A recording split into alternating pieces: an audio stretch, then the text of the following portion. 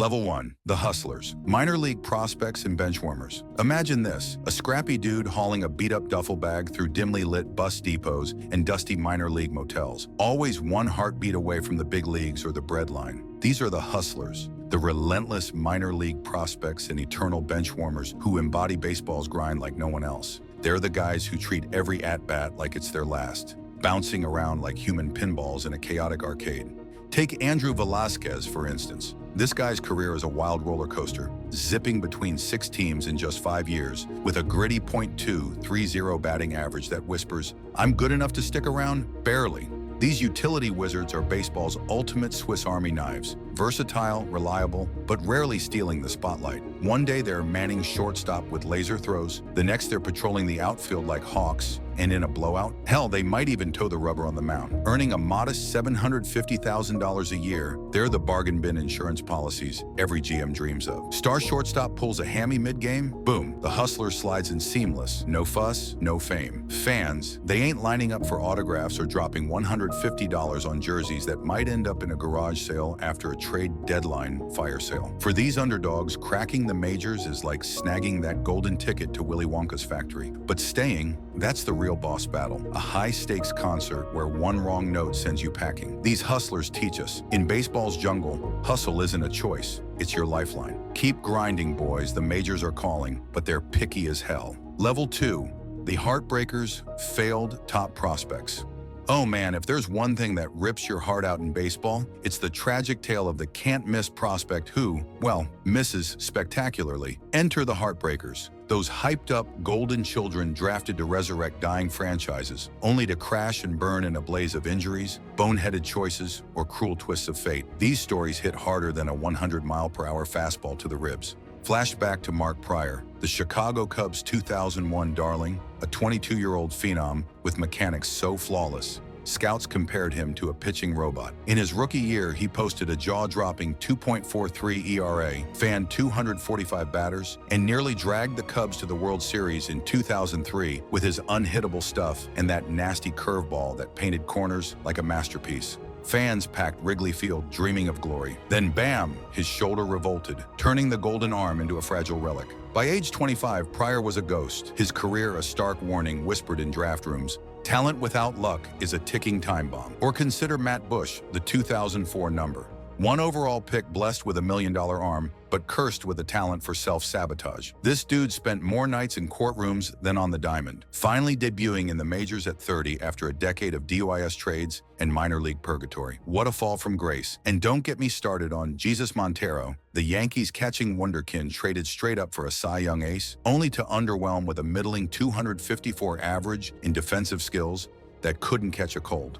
These heartbreakers walked in with fat signing bonuses, endless hype, and franchise-saving expectations. But potential without payoff? It's just an overpriced mirage that leaves teams licking wounds and fans nursing eternal what-ifs. The lesson? Baseball doesn't care about your scouting report. It chews up dreams and spits out cautionary tales. Ouch. Level 3. The chameleons. Journeyman utility players. All right, shift gears to the chameleons. These sly shapeshifters who turn adaptability into their secret weapon, blending into any role like pros. They don't own one position, they conquer them all, making managers salivate with their endless utility. Ben Zobrist, the undisputed king of this realm, a bearded wizard who played everywhere except behind the plate and snagged World Series MVP honors in 2016 for the Cubs with his steady .266 bat and rock-solid glove. The guy's a lineup Swiss Army knife. Plug him in second, third, outfield. You name it, he owns it. Fast forward to today, and the torch passes to Dodgers dynamos like Chris Taylor and Kike Hernandez, who flip-flop from second base to center field to shortstop faster than you can say versatile vet. Managers adore these cats because they're like cheat codes in a video game, one roster spot unlocking infinite options. Outfielder down? Chameleon steps up. Infield emergency? No sweat. Their magic trick. They're not the absolute best at any single skill, but they're damn good across the board, turning jack-of-all-trades into a badge of honor. Fans might skip the jersey rush. Who wants to invest when the guy's jersey number changes with every trade? But these chameleons have longevity on lock, outlasting the one-dimensional hotshots who flame out. It's not the flashiest life, no highlight reel homers or Cy Young bids. But in a league where specialization can backfire, Being the ultimate adapter is pure survival swagger. Chameleons remind us flexibility isn't weakness. It's the edge that keeps you in the show when the spotlight's dim. Level 4, the workhorses, solid everyday starters. Now let's tip our caps to the workhorses, these blue-collar beasts who show up day in, day out for 162 games, grinding out wins without chasing the glamour or the headlines. They're the backbone of any contender, the guys you build around, but rarely build statues for.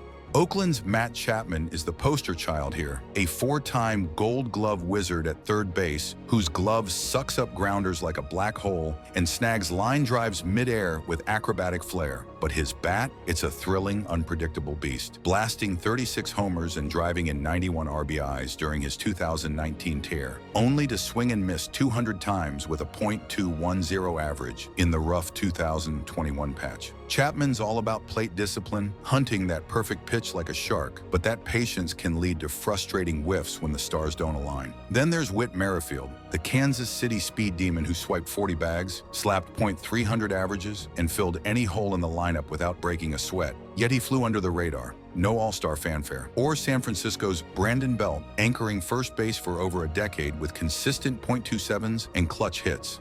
Never a superstar, but never a liability either. These workhorses pull down solid $15 million contracts, not the megabucks of the elite, because they're the steady engine, not the fireworks display. Teams ride them hard through the marathon season, but championships demand that extra spark. In a sport where 7 out of 10 at-bats end in failure, their quiet consistency is like a secret superpower, above-average reliability in a sea of slumps. Workhorses don't dazzle, they endure. And in baseball's endless grind, that's the real MVP mindset. Level 5, the superstars. Perennial all-stars, hold on to your hats, because Level 5 blasts us into superstar territory. These $25 to $35 million titans who shoulder the dreams of entire fan bases, turning games into gladiatorial epics. Mookie Betts, the guy's a walking highlight factory, so untouchably elite that the Red Sox traded him away in a salary cap shocker, only for the Dodgers to unleash his .292 playoff magic en route to the 2020 World Series bubble triumph. Then there's Jacob deGrom,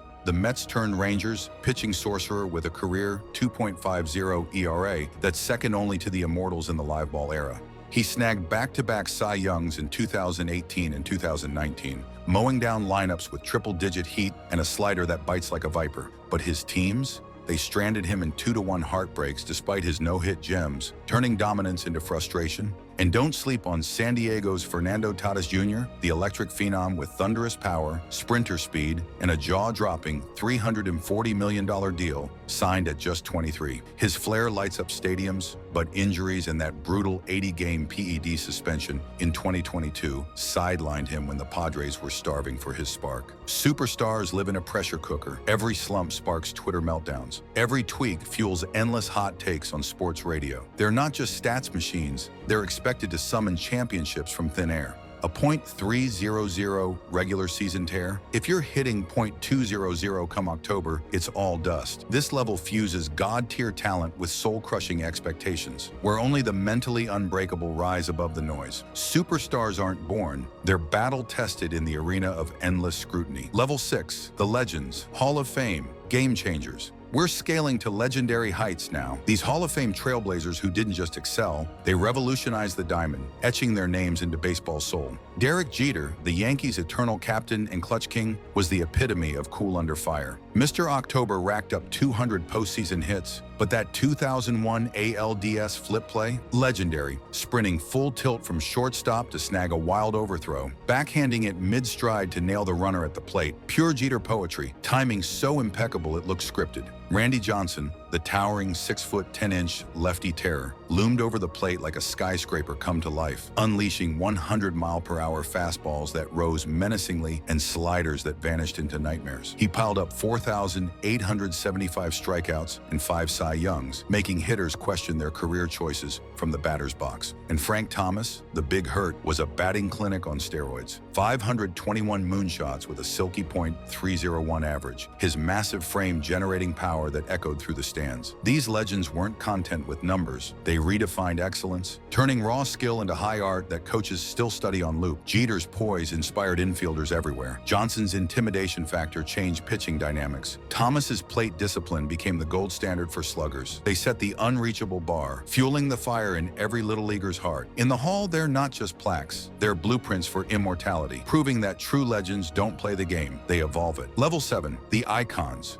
Transcendent cultural forces. Finally, we summit the peak. The icons, those colossal figures who transcend baseball, embedding themselves in the fabric of American culture like superheroes in comic lore. Babe Ruth, the Bambino himself, didn't just swing. He exploded the sport into a new era. In 1920, he belted 54 home runs, more than entire teams managed, turning baseball from a chess match of strategy into a thunderous power show that packs stadiums to the rafters. That mythical called shot in the 1932 World Series, pointing to the bleachers before launching a bomb right there. Debate the truth all you want, it's the stuff of eternal swagger. Willie Mays, the Say Hey Kid, was pure magic on wheels. His over-the-shoulder basket catch in the 1954 series, glove dipping to his waist like a sleight-of-hand wizard, left jaws on the floor and bridged racial divides with his boundless joy and five-tool brilliance. The man hits 660 homers with gold gloves and steals that dazzled. His love for the game infectious across generations. Mickey Mantle, the Commerce Comet's tape measure blasts were otherworldly. Homers so far they forced engineers to rethink stadium designs, fans piling in just to witness if he'd launch one to the moon. These icons weren't mere athletes, they were cultural earthquakes. Their tales whispered in barbershops, schools, and family dinners by folks who've never caught a foul ball. Ruth's belly laughs and hot dog feasts, May's youthful exuberance, Mantle's raw, tragic power, they're the myths that outshine box scores, the stories your grandpa spins by the fire. Icons don't fade, they define eras, making baseball not just a game, but a legend factory. Who's your favorite level and why? Got a player who embodies it? Let's hear it. And yeah, this take's got me fired up. Definitely smashing that like button for the Diamond's Wild World.